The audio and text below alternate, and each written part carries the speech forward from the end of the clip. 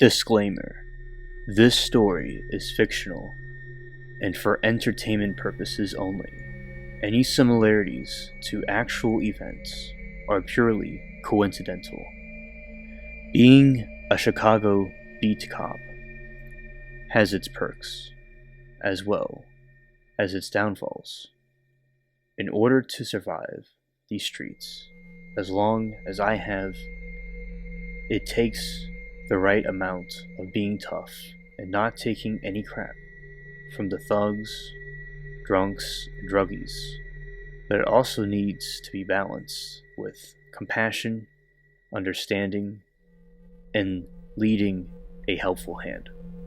Chi-Town has always had a reputation for being a rough and dirty city, but in recent years, it seems to have gotten worse. Well, 2 years until my retirement, and it won't be my headache anymore.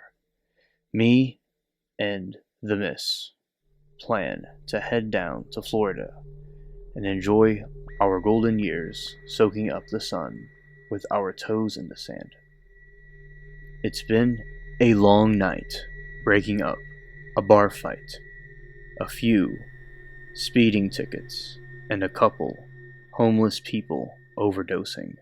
Yeah, as usual, hit them with some Narcan to snap them out of it, only for the ungrateful slobs to cuss me out for messing up their high.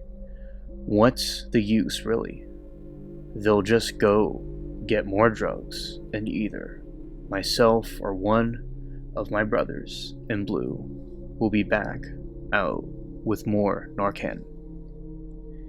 It really does take some thick skin to do this job. These armchair cops on the internet, watching videos and commenting, I would have done this, that, or the other, really have no clue what the streets are like.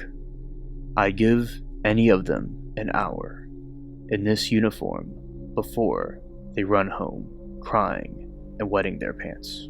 Well, I'm walking down the hall of this apartment building towards the stairs, hoping it'll be my last call for the night. Since I've got a little over an hour before the end of my shift, I hear the loud music from one of the units, and I know it's a disturbance.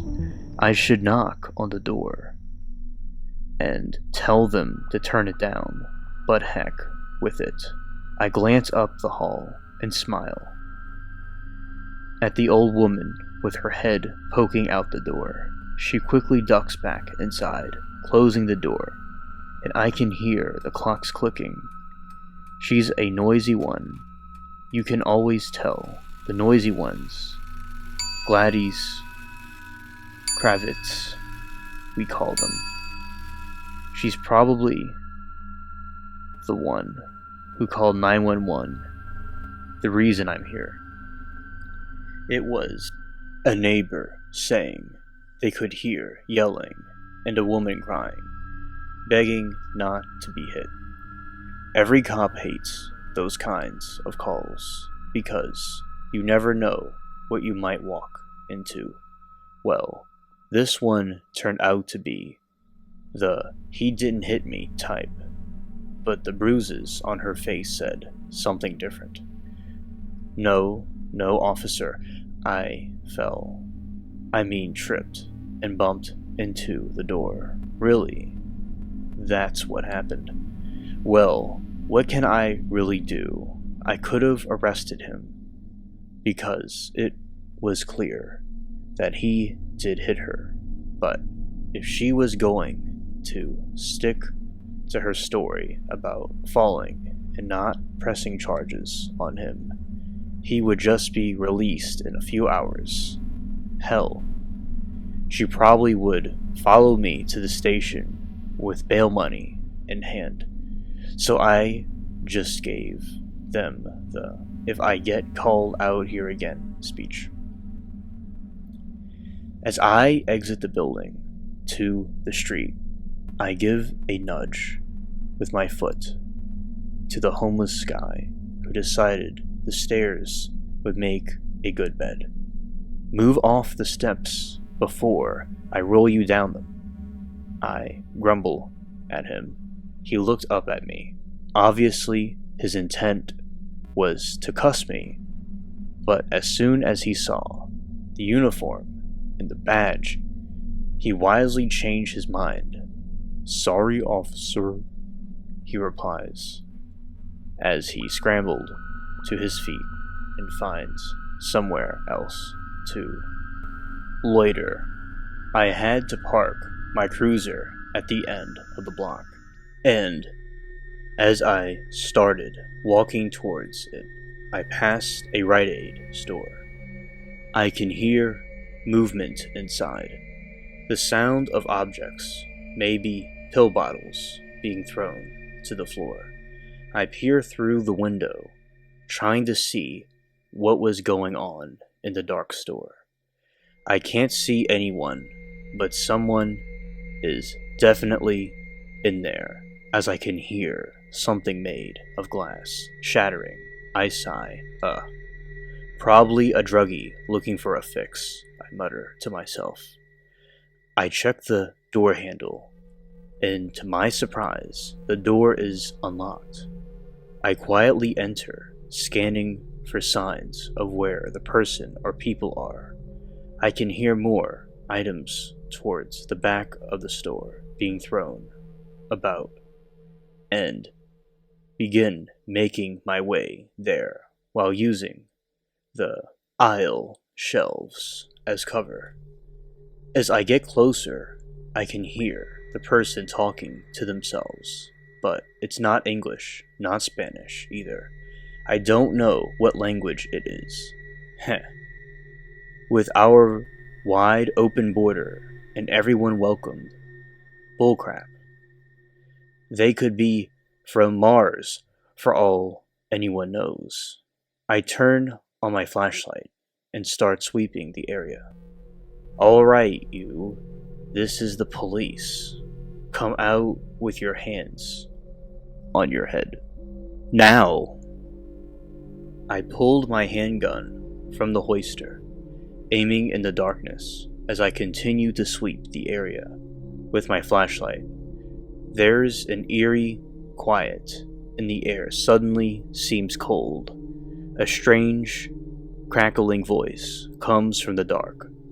"Where? The blood." I stand for a few heartbeats, not sure if I really heard that right. What? Blood?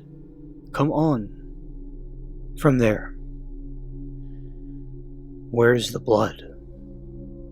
the strange voice asked again. Oh great, this guy is really zooming, I think to myself. What do you need blood for? You're in the wrong place for that. This is a pharmacy. Why don't you come out? And if you have a good reason for needing blood, I'll take you to a place where it's kept. A figure moves in the darkness, almost right in front of me. It takes all I have to keep from jumping. How is it possible? For this guy was standing there the entire time and I didn't see him. He walks towards me, seemingly as if floating. He's dressed in black, hooded cloak. His height is towering. I have never seen a person so tall, 8 feet, my estimate, but that's impossible, isn't he? My hand begins to shake. I can't explain it, but I feel frozen, paralyzed, really. In my mind, I make moves to call for backup. Damn, probably should have done that before I came in here. Yell at him to stop and get on the ground. Pull the trigger if I have to, but none of these things happen. I'm completely glued to this spot, unable to move or make a sound, as I see this thing's eyes begin to glow red. It's not human. What is it? I hear a sinister chuckle coming from it. I knew I would find the blood here. The following morning, the store manager stumbles onto a shocking scene and quickly dials 911. I don't know what happened. One of your officers, I think he's dead. He's white as a sheet. His eyes are open, and my God, what could have done that? There are 2 holes in his neck. No, they don't look like stab wounds. They're small and perfectly round, plus, there isn't any blood. The last thing the 911 dispatcher heard was a blood-curdling scream coming from the store's manager before the phone disconnected.